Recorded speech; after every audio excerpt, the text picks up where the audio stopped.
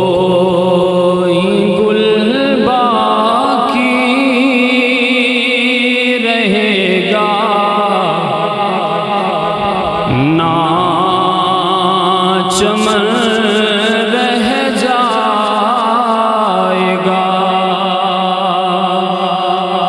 کوئی گل باقی رہے گا نہ چمن رہ جائے گا بس رسول اللہ کا دین حسن رہ جائے گا۔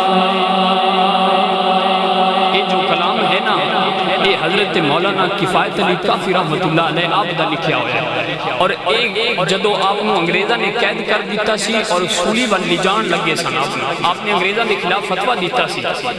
کہ انہاں دے خلاف جہاد جائز ہے، تو لوگ انہوں نے کہا کہ انگریزہ نے آپ نے قید کیتا اور بڑیاں سزاواں دیتی، انہوں نے کہا کہ تسی فتوہ واپس لے لو، تو آپ نے فرمایا میں نے رسول اللہ دے دین نال غداری نہیں کرنی، انہوں نے کہا نہیں مندے تے پھر انہاں سولی تے چڑھا دے۔ جدو سرکار نے لے کے جیل خانے دے وچوں تختہ دار دی طرف لے جا رہے سن، تو اس وقت آپ نعت پڑھ دے جا رہے سن، اور نعت پڑھ دے کی جا رہے سن، کوئی گل باقی رہے گا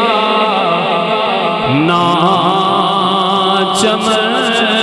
رہ جائے گا بس رسول اللہ کا دین حسن رہ جائے گا۔ اور جو پڑھے گا صاحب لالاک کے اوپر درود، آگ سے محفوظ اس کا